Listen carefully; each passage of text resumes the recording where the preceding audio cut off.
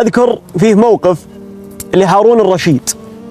هارون الرشيد الخليفة العباسي المعروف، في يوم من الأيام كان جالس في مجلسه والريجيل مالين المجلس، أدباء وحكماء وشعراء ومثقفين، مجلس حاكم.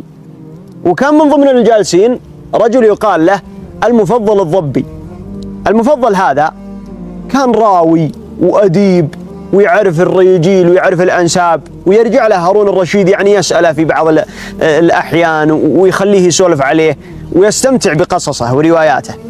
ففي يوم من الأيام وهم عقب صلاة الفجر وجالسين، واللي يقرأ أذكار الصباح واللي يواجر خويه واللي يسولف مع الثاني، والحاكم جالس ويشاهد عيون الريجيل. قال صبحت بالخير يا المفضل. قال صبحت بالرضا والعافية طال عمرك، يا مرحبا ومسهلا. قال بسألك سؤال، وإذا أجبت على السؤال بنفس الإجابة اللي في خاطري أنا، ترى هذا الخاتم لك. وكان خاتما يعني ذو قيمة عالية جدا عند هارون الرشيد. قال اسأل. قال الذئب، أعطني أفضل بيت قيل في الذئب، وإن وافق هذا البيت اللي في خاطري ترى هذا الخاتم لك. ففكر المفضل الضبي ثم قال ينام بإحدى مقلتيه ويتقي بأخرى المنايا فهو يقظان نائم. لأنهم يقولون سبحان الله العظيم أن الذئب ينام بعين وعين مفتحة كما قيل يعني عند من يعرفون في الذئب. فهو يقول ينام بإحدى مقلتيه ويتقي بأخرى المنايا فهو يقظان نائم. يا سلام. فتبسم هارون الرشيد ثم قال قد جعل الله في نفسك أو قد وفقك الله لأن تصطاد البيت اللي في خاطري من يوم أصبحنا الصبح، تعال. فقدم إليه المفضل الضبي ثم أعطاه الخاتم وقال اسمع، لا يلعبون عليك الريجين، ترى مبلغ الخاتم هذا بالقيمة الفلانية، لا تبيعه بقل منها، واضح؟ قال أبشر على ذا الخشم. قال الله يوفق. راح، ويوم خرج من المجلس زبيدة امرأة هارون الرشيد كانت مطلعة على الحدث، تسمع اللي صار وتدري أن الخاتم هذا يحبه هارون الرشيد وغالي عليه. فأرسلت أحد الخدم بمبلغ نفس اللي وصفه هارون الرشيد للمفضل الضبي، وقالت اشتري الخاتم من المفضل الضبي بالمبلغ هذا. راح الخادم وقال يا المفضل أنت بتبيع الخاتم؟ قال الله. قال بتبيعه بالقيمة اللي قال لك هارون الرشيد؟ قال نعم. قال هذه هي. فأخذ الخاتم ثم أعاده إلى زبيدة، أخذته وطيبته وغلفته وخلته عندها إلى أن جاء الليل. عاد الملك من مجلسه وجاء إلى زوجته فرحبت به واستقبلته وأعطته الخاتم. يوم فكه الطبق هذا إلا به الخاتم نفسه اللي أعطاه للمفضل الضبي. قال ماذا فعلت؟ فأخبرته بالخبر وقالت إني دارية أن الخاتم عندك غالي وما حبيت أنه يقفي به المفضل الضبي، فأعطيناها فلوس الخاتم والخاتم رجع لك. شكرها على الموقف وقال لا أنت وما قصرتي. ثم أصبح الصبح. يوم أصبح الصبح جلسوا الرجال نفس الجلسة المعتادة. قال يا المفضل الضبي؟ قال نعم. قال تعال. فقدم إليه قال خذ هذا الخاتم، فإن هارون الرشيد ما كان بالرجل الذي يقول كلمة ثم يعود عنها. خذ الخاتم وخذ المبلغ اللي جاك. يا سلام. فهذا من مكارم الأخلاق اللي فعلا الكرم حتى بالكلمة، وقوفك عند الكلمة اللي أنت تقولها، أنك تكون أهل للكلمة، وحتى لو جاء عندك فرصة أنك تتعذر ووقفت عند الكلمة نفسها. هذا من أصول الكرم الحقيقي، وهذا من صور الكرم اللي تختلف عن صورة الكرم أو نمط الكرم اللي حتى ما قبلها على نفسه. نعم. ما قبلها. يقول أنا ما عاد ملابس الخاتم، شفت الخاتم هذا ما عاد هم موزعنا على يدي، طالع من نفسه، قلتها ما أدري من ثنين من دون، طالع من نفس الكريم، ما أدري يعني مهم لها. نعم. يقولون إن هارون الرشيد في مرة من المرات وقف أمامه رجل اقترف ذنبا يستوجب أن يقتله هارون الرشيد، فقال هارون الرشيد إلي بالنطع والسيف. فلما جاء النطع والسيف بكى ذلك الرجل، فقال هارون ما يبكيك؟ أتفعل الذنب الفلاني والآن تبكي؟ ما فيها، لماذا تتناقض؟ هل أنت خايف من الموت؟ فلماذا فعلت هذا الذنب؟ قال أنا لست خائفا من الموت. يقول له هو يبكي، ولكن أخشى أن أغادر الدنيا وأنت غاضب علي يا أمير المؤمنين. فضحك هارون الرشيد ثم أطلقه وعفى عنه. يقول الفرزدق: فاستمطروا من قريش كل منخدع إن الكريم إذا خادعته انخدع. كريم ما يوقف عند سفاسف الأمور والأشياء اللي مثل يعني بعض الناس يعتقد أنه من الذكاء أنه يوقف عند كل صغيرة وكبيرة. لا بالعكس، إذا شفت لك واحدا يعني جاب لك حيلة معناته أنه يحسب حسابك في نفسه. لو أنه ما يحسب حسابك جاك بها من تول وجهه ولا عليه من لحيتك، بس أنه يحسب حسابك فحاول أنه يغلفها قدر المستطاع. فمن باب أولى أنك تمشيها له في حال ما كان عليك ضرر في المسألة هذه. دام تمشي تمشها. أي دام تمشي في مشها. عمرو بن العاص رضي الله عنه كانوا يقولون عنه داهية العرب. هذا الرجل في يوم من الأيام كان على حصانه ويمشي في الصحراء معه أمواله وفي حال سبيله ويمشي، وإذا به مطوق ب5 فرسان كل منهم على حصانه وسيفه في يمينه. حول حول حول حول. فوقف الرجل ثم نزل من حصانه فأتى إليه واحد منهم ثم شده مع تلابيبه ثم أسقطه على الأرض وبرك على صدره ثم قال: والله لئن لم تخرج المال الذي معك لأقتلنك في أرضك. وعمرو بن العاص ينظر إليه قال: اسمع يا رجل، وين قائدكم؟ قالوا: قائدنا ذا اللي على صدرك ذا الحين.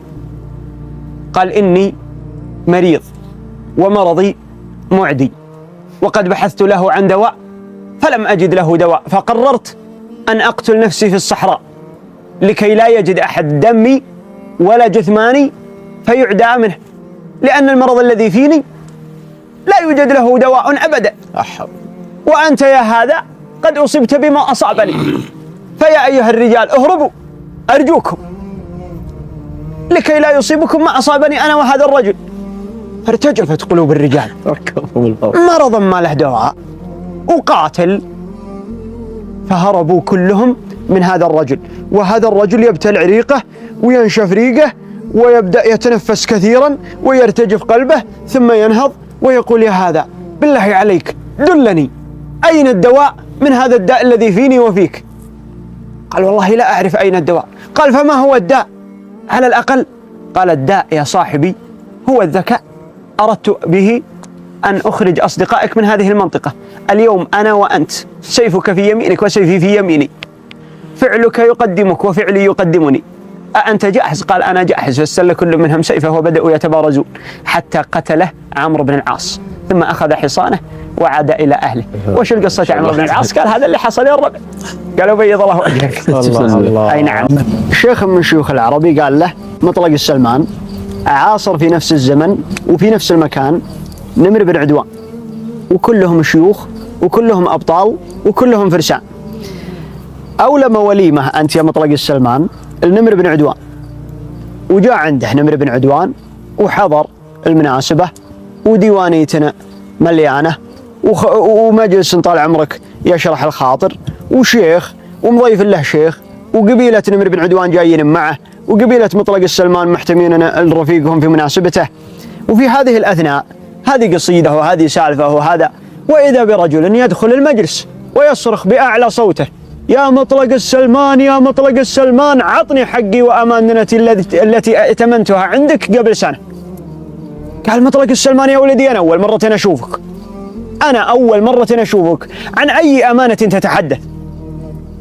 قال: مأمنك مبلغ كذا وكذا قبل سنة وقلت لك بجيك بعد سنة ودار علي سنة وذا الحين أنا جايك، عطني حقي ولا تجحدني. قال: يا رجال والله إني أول مرة أشوف الرجال ذا. ونمر بن عدوان جالس ويشاهد المشهد. قال الشخص اللي جايهم: والله إني معطيك إياها، فإن أعطيتني ورديت لي حقي ولف على ما تشهدون يا رجال. أنا أطلبه يختار أي قاضي من قضاة العرب وتقاضى أنا وياه عنده عند ركبة القاضي، أما حكم لي ولا حكم له.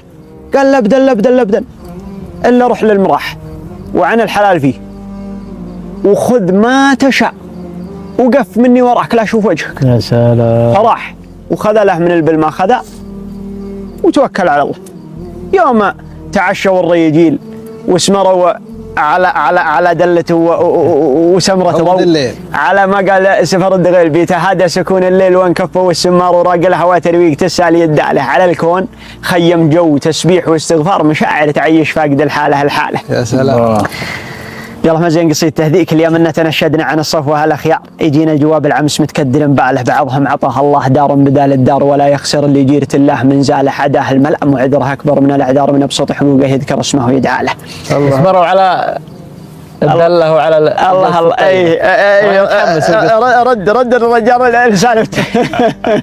اسمروا نمر بن عدوان هو يوم مطلق السلمان على ضوهم، فقال نمر بن عدوان الرجال اللي جانا ذا الليل هو صاد ولا انت اللي صاد؟ قال لا والله غير انا اللي صاد. قال فويش قومك تعطيه حلالك؟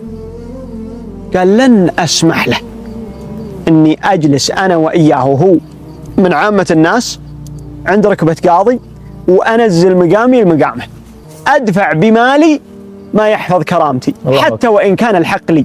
الشاعر العربي يقول ولقد كظمت الغيظ لا من قله في حيلتي لكنها اخلاقي احيا بها بين الخلائق هانئا متنائيا عن خسة ونفاق متغافلا عمن يسيء لخاطري مترفعا كالبدر في الآفاق. نعم. يقول من أكثر المواقف اللي أثرت فيني على مدار ما كنت أقرأ فيه من الكتب، في بعض المواقف تأثر فيك وفي بعض المواقف جمالية وكذا، هذا الموقف أثر فيني صراحة.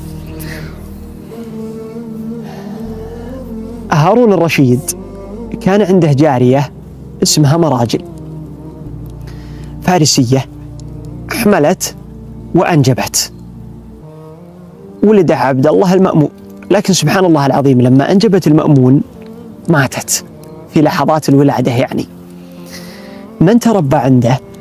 تربى عند زبيدة امرأة هارون الرشيد، اللي بعد ما جاء المأمون جابت زبيدة الأمين، فأصبحت زبيدة ترعى المأمون وترعى أولادها اللي هو خيها الصغير الأمين.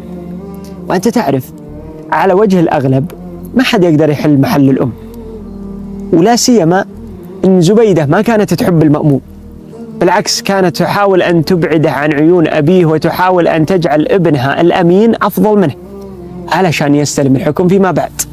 فعاش المأمون حياة فيها شيء من القسوة الغير ملموسة، لأنه في نهاية المطاف ولد ملك ما حد يقدر يتجرأ عليه، لكن في تفاصيل التفاصيل في سلوكيات اليوم في وسط البيت ما كان يعيش وئام ومحبة من قبل زبيدة. سبحان الله العظيم، مضت الأيام وجرت السنين ومات هارون الرشيد وجاء بعده الأمين، وحصلت الحرب بينه وبين المأمون بتحريض طبعا من أمه زبيدة تحرض ابنها الأمين على معاداة أخيه وشيء من ذا القبيل، يعني أو بالأصح أنها كانت سببا واضحا في كل خضم تلك المعارك والأحداث. ولكن في النهاية انتصر المأمون على الأمين. لما انتصر المأمون على الأمين الآن موقف زبيدة أصبح خاسر بلا أدنى شك. الهزيمة ما هي بعيب، العيب أنك تكابر أنك ما انهزمت أو ما تعترف بها. زبيدة لما خسرت الأمين وخسرت قبل ذلك هارون الرشيد وجدها أبو جعفر المنصور، جدها ملك وزوجها ملك وابنها ملك، أي أنها تعيش في عز ورغد من العيش، فجأة كل هذا أصبح صفحة وأنطوت. من الملك اليوم؟ هو المأمون، والمأمون على عداء تاريخي مع زبيدة، فخسرت كل إمكانياتها وصلاحياتها في القصر الملكي، ومن ثم عادت أدراجها للبداية من الصفر كامرأة عربية بادئة من الصفر، ولا يوجد من يأوي لها ولا يرحمها ولا يعطف على حالها. استمرت على هذه العيشة أشهر، ومع قسوة سبحان الله العظيم الظروف وتحول الحياة من ملك إلى حياة ناس عاديين كان لها وقع أليم عليها. هنا يا صديقي أمسكت هي برقعة وكتبت عليها نص تقول: كل ذنب يا أمير المؤمنين وإن عظم صغير في جنب عفوك، وكل إساءة وإن جلت يسيرة لدى حلمك. وذلك الذي عودكه الله أطال في مدتك وتمم نعمتك وأدام بك الخير ودفع عنك الشر والضير. وبعد، فهذه رقعة الولهة التي ترجوك في الحياة لنوائب الدهر، وفي الممات لجميل الذكر. فإن رأيت أن ترحم ضعفي وقلة حيلتي واستكانتي، وأن تصل رحمي، وأن تعطف علي بما جعلك الله له طالبا وفيه راغبا، فافعل وتذكر من لو كان حيا لكان شفيعي إليك، في إشارة غير مباشرة إلى هارون الرشيد، أي أنه لو كان حيا لكان هو شفيعي لك، تذكره ولا يغب عن بالك. ومن ثم اصفطت هذه الرقعة وأرسلت بعض الخدم بها وقالت سلموها في يد المأمون. وصلت الرقعة إلى يد المأمون وقيل له بأن هذه رسالة من شخص إليك. فتح الرقعة وإذا به يقرأها ويتأملها حرف حرف كلمة كلمة ويتذكر وهو يقلب طرفه في وسط الأحرف ووسط السطور حياة زبيدة والذهب يكسوها والفساتين الرائعة والملك والأمر والنهي، وهذه السطور تكتب إلي الآن أنا. قلب الصفحة أو الرقعة ومن ثم كتب عليها مجددا: وصلت رقعتك يا أمه، تولاك الله وأحاطك برعايته، وقد ساءني يشهد الله جميع ما أوضحت فيها، لكن الأقدار نافذة والأحكام جارية، والدنيا والظروف متصرفة، والبشر في قبضتها ليسوا بقادرين على دفاعها، لكن الدنيا إلى شتات وكل حي إلى ممات، والبغي والغدر عائد إلى صاحبه، والخيانة هي حتف كل إنسان يعود مصيره إليها، ويعود مصير كل من امتهنها إليها. وبعد، فإنني قد أمرت بجميع أو برد جميع ما أخذ منك إليك، ولم تفقدي ممن مضى إلا وجهه، في إشارة أيضا غير مباشرة إلى هارون الرشيد. وإني من اليوم إلى أن نموت لك على أكثر مما تريدي والسلام. ومن ثم سبحان الله العظيم هو حكم في سنة 198، توفي في سنة 218، وهي توفيت في سنة 216.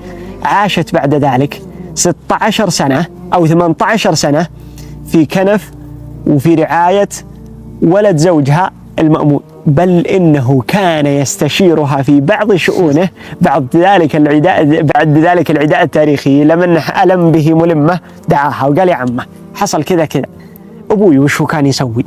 ظنت لو أن أبوي حي وشو كان بيسوي؟ فيستشيرها. عموما الموقف ذا يا أخي موقف ذهبي يا رجل، ذهبي. الموضوع للأمانة ذو شجون وجميل جدا جدا جدا، كون الإنسان يطمح أن يجعل له أثرا في هذه الدنيا، لأن الواحد سبحان الله العظيم ما هو بعايش فترة أكثر من فترته، بيعيش زمانه اللي الله كاتب له وله جيله، ثم سيذهب إلى الدار الآخرة مثل كافة البشر.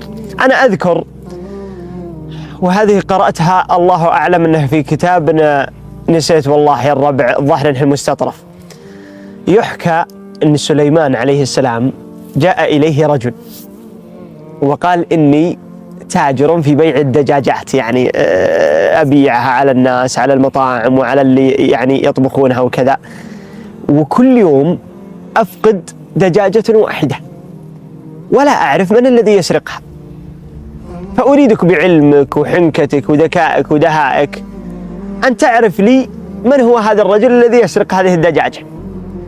فقال سليمان: أبشر. فلما حضرت الصلاة وقف سليمان ثم خطب في الناس، وكان الناس كلهم والمسجد ممتلئ ينظرون إلى سليمان، فقال: أيها الناس، إن فيكم رجلا يسرق الدجاجات، وقد عاقبه الله عز وجل بأن حول شعره إلى ريش من ريش الدجاج، فلا حول ولا قوة إلا بالله. فكلهم يطالعون فيه إلا واحد منهم قال: إذا ما في شيء.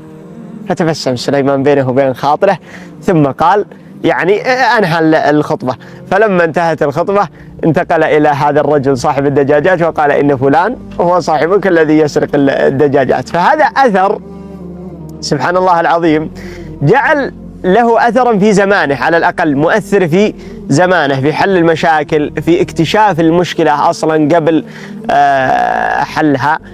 يقولون سبحان الله العظيم إن فيه فترة من الفترات كان فيه شايب سبير في سنه وعنده عوالة، والشايب حكيم وذو عقل راجح ورجال مأخوذ برأيه، ورجال طال عمرك معطيه الله الحكمة، وعواله ما قال ميدهم أبوهم قالوا على خشمي. رجال طال عمرك أول شيء إنها بر بالأب، وإن كان هذا في زمن الجاهلية لكن حتى عند العرب بر الأب موجود حتى من زمن الجاهلية. وعقبها طال عمرك إن الأب هذا ذو رأي حكيم، يعني الرجال معطيه الله الحكمة، فكبر في سنه وصار طال عمرك يتعكز على العصا. وفجأة جاء صايح يصيح فانطحوها العواء. وش علمك يا رجال؟ وإذا به راعي الغنم قال للكلب اللي عند الغنم جاه رجالنا وذبح. طهر لا حول ولا قوة إلا بالله. وش بلح على الكلب؟ قال الرجال كان الكلب رمح عليها أو شيء من ذا القبيل وغرس السيف في قلب الكلب، لا الكلب ميت. راحوا صوب الشاعب قالوا يا يابته الرجال ذبحوا الكلب، قال اقتلوا قاتل الكلب.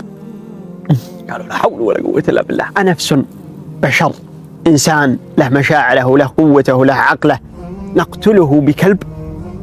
لقد خرف أبانا. الرجل كبر في سنه ولم يعد يعني يشعر بما يقول. ثم قرروا أن يعفوا عن قاتل الكلب، يعني تركوه. وبعدها يمكن بشهر إلى شهرين جاء الصايح يصيح من جديد. وش علمك يا رجال؟ قال جاء قوم وأخذوا الإبل والغنم، خذوها كلها فعادوا إلى أبيهم لعل الله يعيد إليه حكمته ورشده وعقله. قالوا يا أبانا الرجال خذوا الإبل والغنم، وش رأيك؟ قال اقتلوا قاتل الكلب. قالوا لا حول ولا قوة إلا بالله، هذا رجل قد فقد عقله بالكلية، نحاكيه في قضية حالية ويعود بنا إلى قبل شهرين واحد ذبح له كلب. فبعد فترة من الزمن جاء صائح يصيح وقال إن أختكم فلانة قد سبيت وأخذت عند قوم آل فلان. فجاءوا وزهموا إلى أبيهم فقالوا يا أبانا قد حدث ما حدث، فما رأيك وما العمل؟ قال اقتلوا قاتل الكلب. قال لا حول ولا قوة إلا بالله، إن الله وإنا إليه راجعون. فقال أخاهم الأكبر يا الربع أنا بطيع أمر أبوي وبروح القاتل الكلب وبذبحه، أنتم معي ولا ما أنتم معي؟ قال ولا معك. رح مشع الرجال سيفه ونصى ذاك قاتل الكلب وقطع رأسه أمام الملأ وأمام الناس.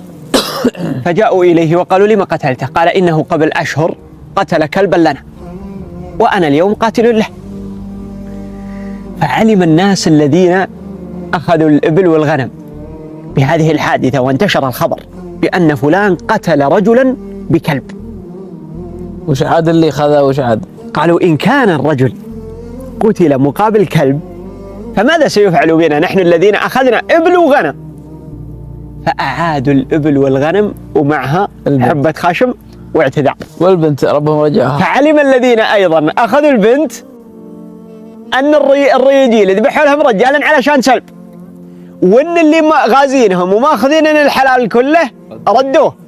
قالوا إذا ماذا سيفعل بنا نحن ونحن الذين خطفنا فتاتهم؟ فأعادوها ومحملة بالهدايا وبالعلوم الطيبة ومعها رجال من الذين يشار إليهم بالبنان يخطبونها لابن شيخ تلك القبيلة. أذكر فيه موقف جميل مثل نفحة العود الأزرق. يا سلام. تسمع بنفحة العود الأزرق؟ يا سلام. في يوم من الأيام طرق طارق لباب خزيم المزني، فتح له الباب خزيم وإذا بمرسول من هارون الرشيد. ماذا لديك؟ قال هارون الرشيد يعزمك على الغداء اليوم. قال أبشر على خشم. صلى الظهر ومن ثم قلط على أمير المؤمنين هارون الرشيد. يوم قلط عليه رحبوا يا رجال، قال وصلت، ويجلس هو وياه يتقهوون. جاء واحد من الخدم قال يا طويل العمر غدانا جاهز. قال تفضل، ويتفضل هو وياه على مائدة الطعام، ويجلسون يتحدثون ويأكلون، وأمير المؤمنين يأكل وخزيم يأكل، يعني جلسة خاصة وغدا خاص جدا. يا سلام. من رجل لرجل يرتاح له. يقول فنادى هارون الرشيد لأحد الخدم عنده، فجاء هذا الخادم إلين وقف عند هارون الرشيد، فحدثه هارون الرشيد بالفارسية. فقال خزيم مباشرة وقاطع أمير المؤمنين، قال يا أمير المؤمنين إن أردت أن تسر له سرا فإنني أعرف الفارسية، يعني تراني أعرف اللغة اللي أنت تتكلم بها، ولا أريد أن أصمت وأنت بتقول له سر. فنظر إليه هارون ثم قال اقترب، ادنوا مني، يقوله للخادم، ثم قال شيئا في أذنه ثم جعله يرحل. أعجب هارون الرشيد بهذا الموقف، إنه لو أنه أحد غيره كان ممكن أنه يسكت، خلني أسمع وش يقول وكأنني لا أعرف الفارسية، لكن لنبل أخلاقه ولشخصيته العظيمة قال يا أمير المؤمنين إنني أعرف اللغة التي تتحدث بها، فإن كان ثمة سر تريد أن تقوله له الله فإنني أعرف اللغة. حتى يقولون أنه عندما غسلوا عقب الغداء وجلسوا وخذوا لهم على بيالة شاهي وقال أستاذ من قطال عمرك، قال الله يحييك، يقولون لما خرج وجاء من عند الباب وإذا بأحد الخدم يأتيه بهدية كبيرة قال هذه من هارون الرشيد، إعجابا بذلك الموقف النبي. يا سلام. هذا من المواقف العربية اللذيذة الجميلة. يجب أن يقدر صاحب المعروف. وش من الدلائل في هذا؟ يقولون يوم اشتعلت حرب البسوس 40 سنة فعل فيها الأفاعيل المهلهل بن ربيعة، وكانوا قد قتلوا أخوه، ففعل فيها الأفاعيل، كان يقتل الرجال وكان يعني يسرف في القتل. فقالوا بنو بكر تدرون وش قام الزير يسوي فيكم كذا؟ قام والله حصانه المشهر، اخذوا حصان الرجال بالحيلة علشان ما يتوحد الرجال من حصانه، والخيل من خيالها، الدعوة ما هي على الحصان. قام والله الرجال اللي زده ما شاء الله تبارك الله الصانع على صنعة السيف، حمده يمين في اللي قال لوحت. الله الله الله. المهم منها راح واحد قال له شرحبيل أخو لجساس، وجاء الزير سالم في ليل مثل ذا الليل وقال أنا داخل على الله ثم عليك، وأنا معتزل لهذه الحرب، وإن كنت تريد أن تقاتل أخي وأبي وإخواني وبنو بكر فهم إليك، أما أنا فخارج من هذا النطاق بالكلية وأنا مستجير بك. قال قد أجرتك، وخلاه عنده بات عند الزير ليل كامل، ويوم أصبح الصبح وجاءوا لصوب غرفة شرحبيل فلم يجدوه فيها، راحوا صوب مربط الخيول فلم يجدوا المشهر فيها، سرقها الرجال وسرى. على العموم بحيلة ما استطاع الزير أنه يعيد الحصان ثم يقتل شرحبيل على فعل هذا، لكن يوم شاف مرة بن ذهل أن الحصان موجود المشهر قال كيف جبتوا ذا الحصان يا النشامة؟ قال والله أجارنا الرجال وأخذنا سرقنا حصانه. قال لا تخبروا أحد من العرب بهذا الفعل لكي لا يكون فيما بعد، لكي يبقى المعروف والجميل موجود بين الناس فيما بعد. انتشار مثل هذه الأفعال يا سلام. يعني نقطة سوداء. عمر ابن أبي ربيعة شاعر قرشي معروف واشتهر بالغزل ومغازلة النساء وحب شرب الخمر، ولا يترك مرة طال عمرك تمضي من أمامه إلا ويتغزل بها ويقول فيها شيئا يلفت نظرها أو يحاول أن يؤذيها بكلام فيه نوع من الغزل. وغالبا ما كان هذا الفتى دائما وأبدا يهتم لهذه الجزئيات، فسبحان الله كان فتى مهووسا جدا بهذه الأمور. وهو عمر ابن أبي ربيعة صاحب المثال الشهير اللي يقول قد عرفناه وهل يخفى القمر، ويقولون أنه في يوم من الأيام مر به 3 فتيات ثم قالت واحدة منهم للأخريات هل تعرفنا هذا الفتى؟ فقالت الوسطى نعم. ثم أدرج هذا الحوار الذي دار بينهم في بيتين من الشعر. قالت الكبرى أتعرفن الفتى؟ قالت الوسطى نعم هذا عمر. قالت الصغرى وقد تيمتها قد عرفناه وهل يخفى القمر. نحن لن نتكلم عن شخصية عمر ابن أبي ربيعة فهي معروفة على وجه الأغلب، نحن سنتكلم عن جانب يجيب على السؤال اللي أنت سألته. عمر ابن أبي ربيعة كانت حياته على هذا الشكل حتى وصل عمره 40 سنة، فقرر أن يتوب وأن يتراجع عن كل تلك الأعمال وكل تلك المقالات وكل تلك القصائد التي يرى أنها فاسدة ويرى أنه ما كان من الصالح أن يبديها سواء من نفسه أو أمام الآخرين. فتاب بعد عمر 40، ولكن الشيطان كان يراوده بين الحين والآخر، فإذا رأى اجتماع نساء أو رأى له امرأة جميلة عاوده الشعور بالرغبة في أن يقول فيها قصيدة يتغزل بها. فلما تيقن من أنه لا يستطيع أن يصمت قال إن قلت بيتا من الشعر بعد اليوم صالح ولا فاسد فعلي اعتاق رقبة لكي يضع حد بينه وبين هذا الذنب. فقالوا هو لك، وفعلا استقام أمره ولم يعد يقول الشعر لا صالحه ولا فاسده ولا زينه ولا شينه، واستمر في حياته على هذه الشاكلة حتى بدأ قريش يدعونه إلى دواوينهم ويسمعون منه ويقول رأيا في هذه المسألة ويقول رأيا في هذه المسألة، حتى أصبح شيخا كبيرا يشار إليه بالبنان ويؤخذ بقوله ويستشار. واستقام أمر الرجل وأصبحت تلك الأيام كلها من الماضي ولم يعد يلتفت إليها، حتى جاء في يوم من الأيام فكان يطوف بالكعبة في المسجد الحرام، فنظر إلى شاب صغير في سنه يتغزل بفتاة في ظل الكعبة في ظلال الكعبة، فغضب لهذا المشهد ثم اتجه إليهم وقال يا عدو الله أتفعل ما تفعل وأنت في ظلال الكعبة؟ قال يا شيخ لا تفهمني خطأ، إنها والله بنت عمي وإنني أحبها وتبادلنا نفس الشعور. قال فلماذا لا تتزوجها؟ قال أبوها حرمني من الزواج بها. قال لماذا؟ قال لأنني قليل مال. قال من أنت ومن عمها ومن تكون؟ فعلمه إلى والله أنه من قبيلة ومن فخذ يعرفهم معرفة طفيفة لكن فيه وجه معرفة. فذهب إلى أبو الفتاة ووقف براحلته أمام بيته، فخرج أبو الفتاة من المنزل وإذا به عمر بن أبي ربيعة شخصية شهيرة ومعروف. أرحبوا يا رجال، قال وصلت. أقلط الله يحييك، ويقلط وينزل من راحلته السلام عليكم وعليكم السلام، ويجلسون الريجين ويسولفون يا مرحبا والله مسهلا وش ذا الجيت اللي وسعت خط أرنابها. قال يا رجال الدنيا الله يكفينا شرها، راحت أيامنا وأيامكم لا جيناكم ولا جيتونا. قلت أخذ عندك فنجان. قال هذه والله الساعة المبروكة. قال في الحرم قبل شوي. قال إيه؟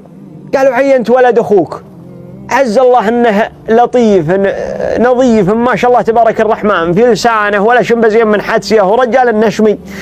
قال بل إن ما لم تراه أعظم وأعظم، يعني ترى أكثر مما رأيت. قال الله يجعله من ذا وزود ولا هي بغريبة، هذا الشبل من ذولاك الأسود. ألك أولاد؟ قال لا والله أنا ما رزقت إلا بفتاة ولكن هو بمثابة ابني. قال الله يبارك لك، لماذا لا تزوجه منها؟ قال أزوجه منها؟ قال نعم، البنت مستعدة للزواج والصبي كفو، زوجهم يا مال الشحم. قال ولكنه قليل مال. قال لئن كان هو قليل مال فأنت كثير مال، المال معك وأنت أبوه وأبو البنت، عمه وأبو البنت، الولد ولدك والبنت بنتك، زوجهم يا مال الشحم وعطهم دراهم وخلهم يفلحون مع صبيان الفلاح. قال ولكنني أظن بمالي عليه، يعني أشوف أنه واجد أني أعطيه، أظن بمالي عليه. قال لئن كنت تظن بمالك عليه فأنا لا أظن بمالي عليه، أحكم مهرها وأنا سوقه لك ذا الحين وزوج الصبية مال الشحم. قال على خشمي مهرها كذا. فدفعه عمر ابن أبي ربيعة وحصل الزواج، واستأنست مكة في ذلك الزمان وحضروا الناس واحتفلوا وابتهجوا بتلك المناسبة السعيدة، محب ومحبوبة وزواج على سنة الله ورسوله، ليلة مبتسمة بامتياز. ولما انتهت تلك الليلة رحل عمر ابن أبي ربيعة وجاء صوب بيته، فجاءت إليه إحدى الجواري اللي عنده ثم جلست معه كيف حالك؟ إلى والله أن الشعب كان مشتحن الخاطر ما هو على ما هي خابرة. قالت أجيب لك عيشة، فسكت ولم يرد عليها، فذهبت وجاءت له بذيك العيشة وطعام شهي، ثم تركته وقالت لعله يريد أن يأكل لي وحده. جلست حول نص ساعة ثم رجعت إليه، وإذا بالطعام على هيئته لم يتحرك منه شيء، ما كل الشايب ولا سولف ولا تكلم. قالت كأنك تريد أن تقول الشعر. قال إلي بالدعوة، إلي بالدعوة، يعني الحبر وذا الأشياء، وتروح وتجيبها. ساعة جات بها قالت أتقول الشعر؟ تبي تقول الشعر؟ قال بقول. قالت أكتب؟ قال أكتبي. قال تقول وليدتي لما رأتني طربت وكنت قد أقصرت حين أراك اليوم قد أحدثت شوقا وهاج لك الهوى داء دفينا، وكنت زعمت أنك ذو عزاء إذا ما شئت فارقت القرينا، بربك هل أتاك لها رسول فشاقك أم لقيت لها خدينا، فقلت شكا إلي أخ محب كبعض زماننا إذ تعلمين، فقص علي ما يلقى بهند وذكر بعض ما كنا نسينا، وذو الشوق القديم وإن تعزى مشوق حين يلقى العاشقين، وكم من خلة أعرضت عنها لغير قلا وكنت بها ظنينا، أردت بعادها فصددت عنها ولو جن الفؤاد بها جنونا. ثم تقول أنه أحط رأسه على المخدة ثم أخذ بشهيق ثم زفير ثم شهيق ثم زفير ثم نام واستراح. ولما أصبح وصلى الفجر قال إلي بالورقة اللي أمس. جاءت له بالورقة وإذا فيها 9 أبيات اللي قبل شوي، فدعا 9 من الموالي اللي يشتغلون عنده ثم أعتقهم لوجه الله سبحانه وتعالى. هذه هي قصة عمرو بن ربيعة. صحيح تأخر بالتوبة لكنه لم يفته ذلك.